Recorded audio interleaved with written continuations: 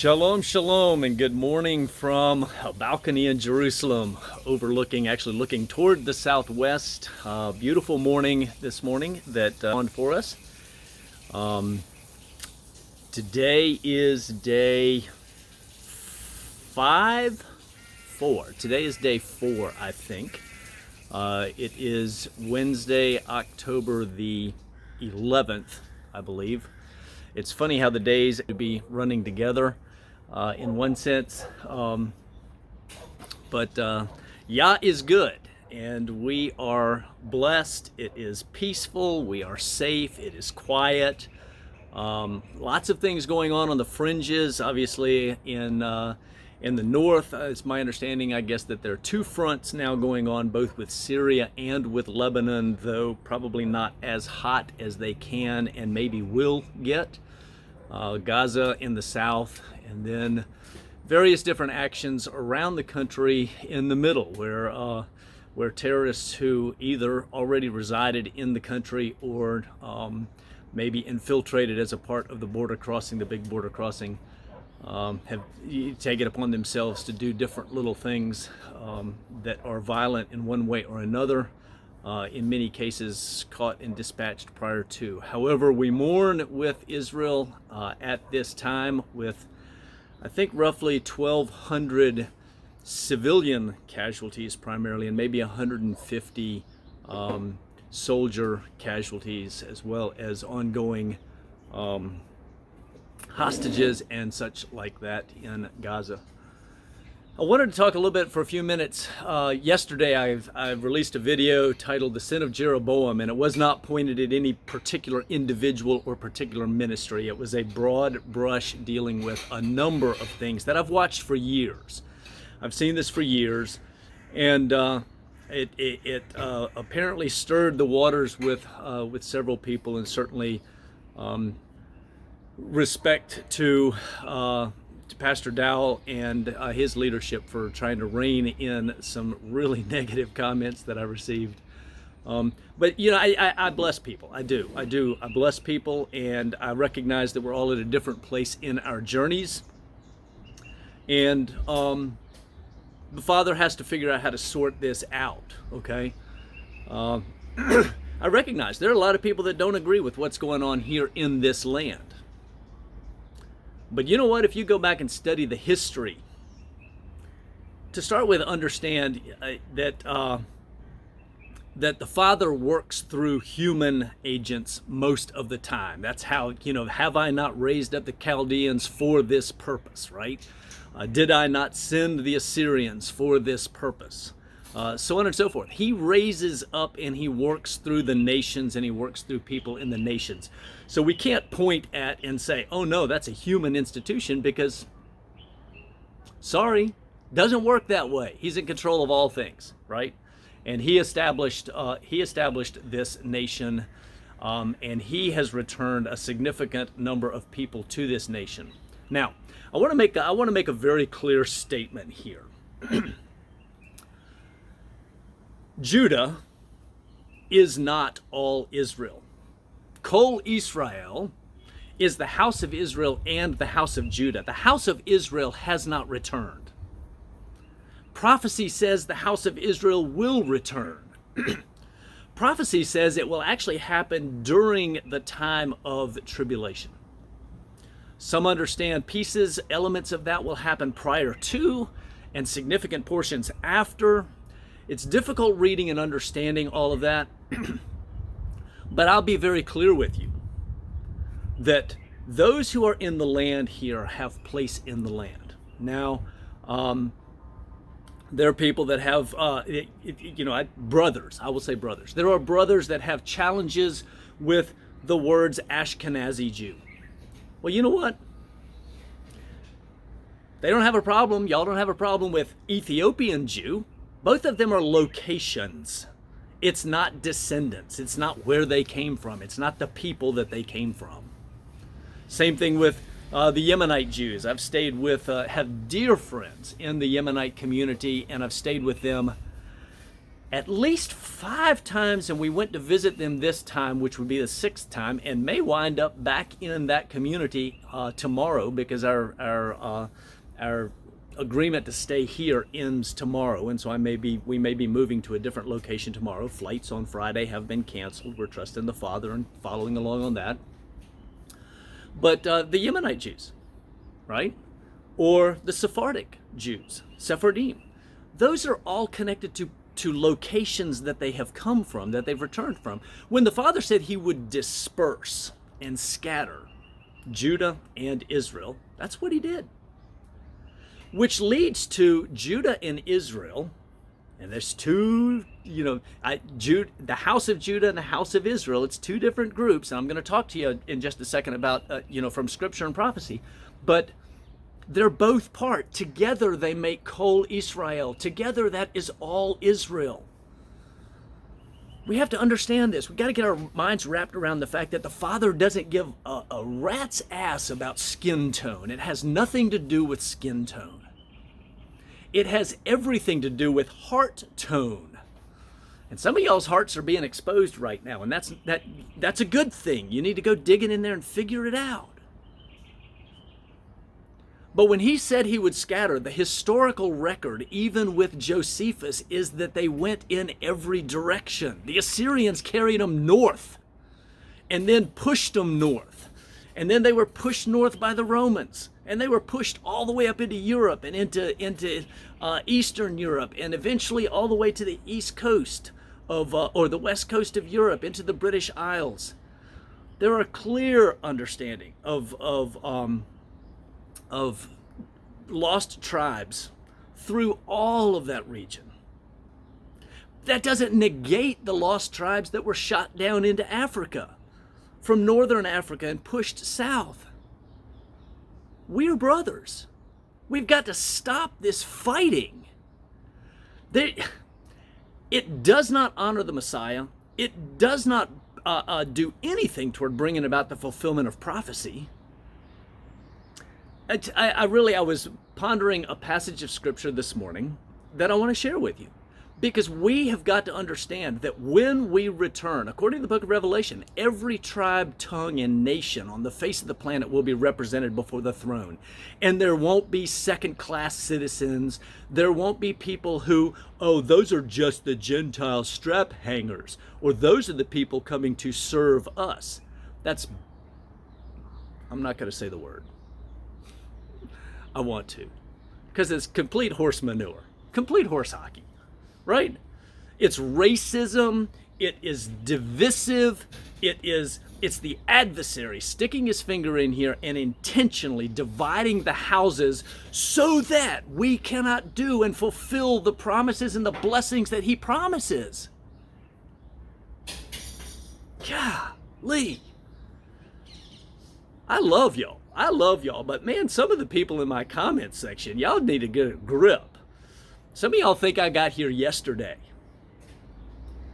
I've been on this journey I've been in the Torah journey for 12 years. I've been in ministry for 25 years as an ordained pastor, and I was on the mission field as a child. I grew up in South America. I grew up in a third world country. I was living in a house on stilts with a thatch roof and no running water. Outhouse. That's where I grew up. I grew up eating iguana and catfish the size of men from the Amazon River. Man, come on. If there's one group of people that I love more than any other, and I love Kol Israel, it is my brothers from South America. My brothers in South America, many of whom don't understand their Sephardim roots. Jews that come from the Conversos and the Moranos, that were forced out of Spain. That was Christopher Columbus's mission, Cristobal Colon, with notes in his stuff in Hebrew, and the fact that he was going looking for the lost tribes as a place that the rest of the Jews in Spain could escape to.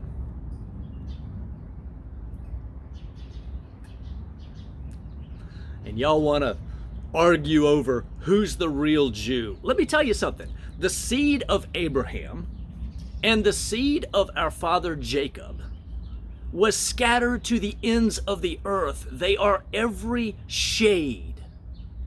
From lily white, some of my ancestors, not lily white. Figure that out. I am not lily white, and yet my ancestors come from Sweden. But I can trace migration of the Gadite tribe up into Sweden and ultimately into the United States. 1640s is when my ancestors came over with sons named Abraham and Abel. And I mean, these are names in my lineage. Moses. What in the world are a bunch of Lutherans naming their kids patriarchal names? The names of the patriarchs, I should say. They still had vestiges of their heritage. 1,600 years after they'd, well, it's more than that at that point, because they were spat out as part of the northern kingdom, 722 BC and before, by the Assyrians. Have visited some of the places, Shechem, etc. No, we are all justifiably scattered into the nations, and we need to get our crap together. We need to cease this infighting. Let me share some scripture before I get on to, like a soapbox and it's another 40-minute video. Isaiah chapter 11.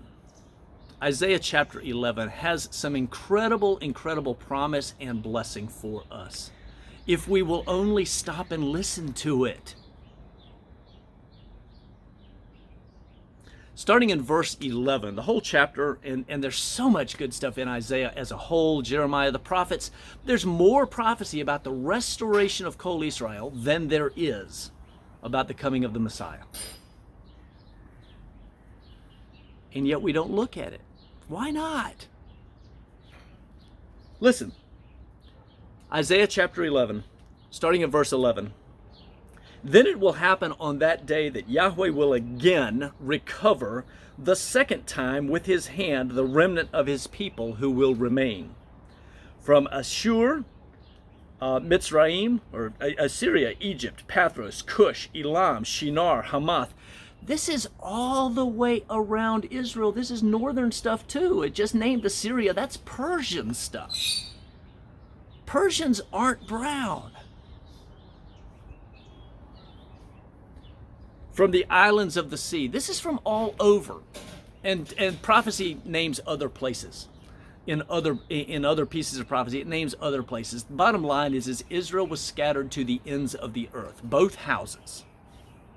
Both houses. Scattered to the ends of the earth. One house primarily maintained its identity. Yehuda. They learned their lesson. Babylon. They're not perfect. They're not perfect. There are a lot of things that the Father has to sort out, but it's not my job to sort them out. It's my job to love them. They are my brother. Everybody wants to fix Judah. Stop it. Fix yourselves. We need to get ourselves together in the house of Israel. We need to stop trying to be who we're not. We need to stop trying to tell everybody else what they need to be doing. And I know some of y'all are saying, Pete, but you're telling us what we need to do. No, I'm telling you to get your crap together.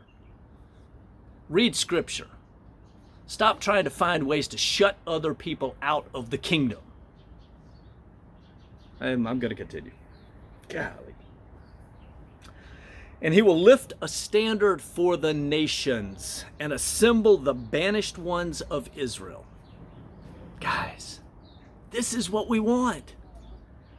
Assemble a standard for the nations and lift a standard for the nations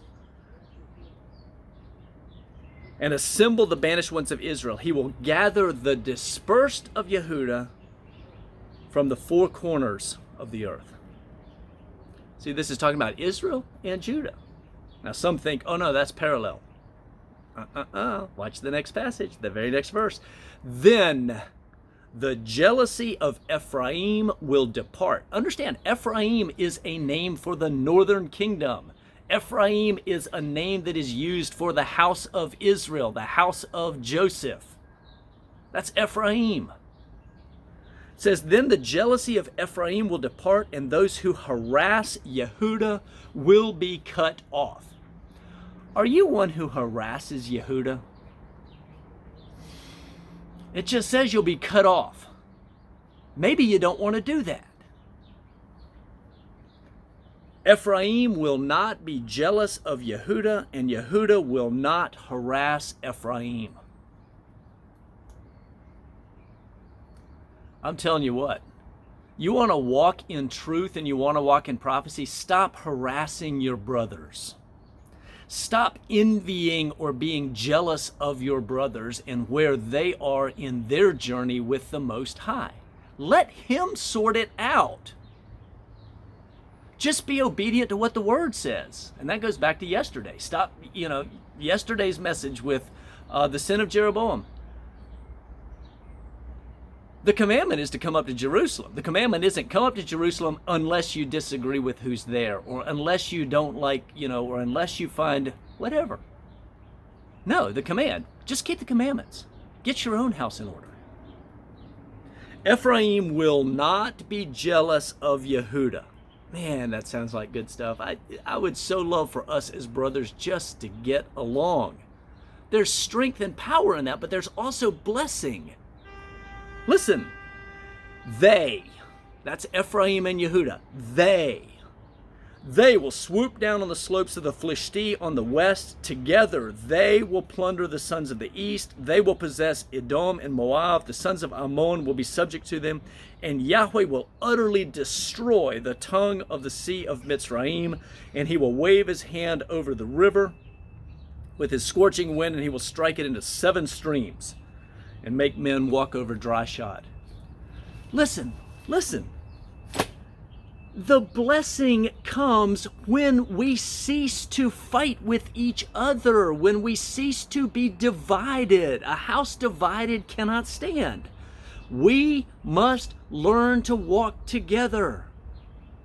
We must learn to love our brothers, even if we don't always agree with them or don't even like them. It doesn't say you have to like them. Now, quite frankly, I've got so many good friends in this land. Lots of people. Love them. Wonderful people. All shades. Yesterday, my wife and I went into the Shuk to conduct a little bit of business right quick, pick up some stuff, and had a wonderful conversation with a black gentleman, right? Darker skin. And all shades here, okay, all shades, and he said, are you Jewish? I said, no, I'm not. I'd love to live here. He says, you must live here. I said, I can't. They won't let me. He said, but you wear tzitzits.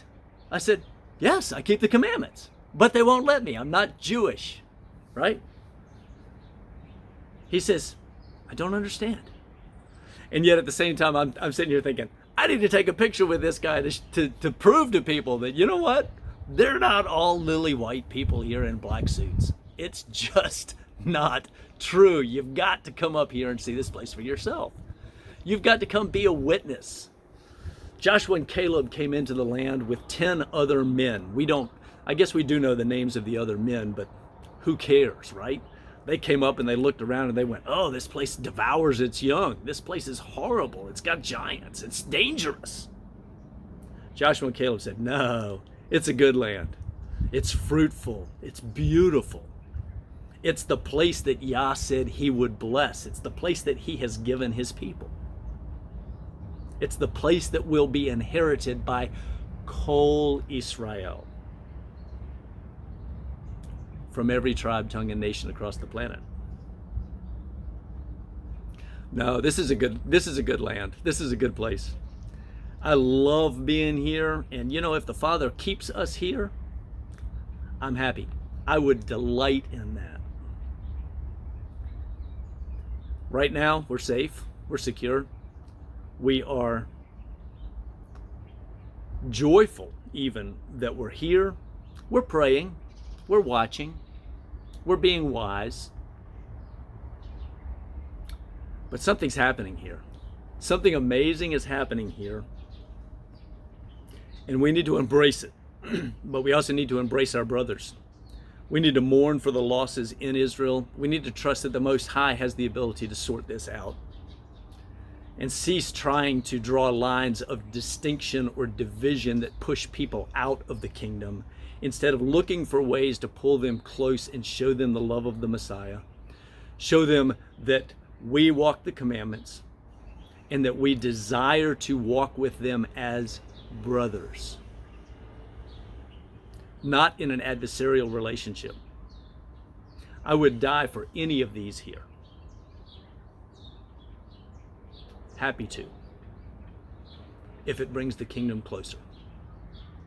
I don't think that's the Father's purpose here. Certainly, my ladies hope not. But this is a great blessing to be here, to witness, and I trust in His time He will take us out of here, or He'll keep us safe. And I'm willing to walk this path. So I'll flip the camera around one more time. See, this is a good land. It's a beautiful land, bountiful. The produce that's produced here is incredible, and blesses just the parts that are currently being farmed, and so much more land that can be tilled and farmed and lived in. And I expect the borders to be increased exponentially. But it produces so much produce here that they export to Europe and other parts of the world. It's amazing. And this is what the Father has promised His people. But to inherit this, we have to learn to walk together at peace with our brothers. We have to learn to love our brothers. The envy and the jealousy must depart before we can swoop down on the slopes of the Philistine and all these others, according to prophecy. I love you guys. I pray that the Most High will bless you today. I pray that He challenges your heart. I pray that He expose in each of us the areas of hatred that we have, the thorns of division, because we must remove these. We must learn to walk together as brothers and trust that the Most High knows what He's doing. We must accept the fact that different people have some different journeys on this. Everybody doesn't have to look like ourselves. We must be willing to accept our brother where they are. According to Scripture, Zechariah chapter 12, I believe, Yehuda will not see the Mashiach in mass until the time, just right at the time of his appearing. So a lot of you guys out there that you judge this place because, oh, they don't see Jesus, they don't see Yeshua. You're wrong. You're wrong. Go read your prophecy. Go read Zechariah, I think it's chapter 12. That's his job. It's my job just to be a light and an ambassador. And same for every one of y'all. Be a light, be an ambassador. Be a healing balm, not a source of division. For King and Kingdom, I bid you shalom.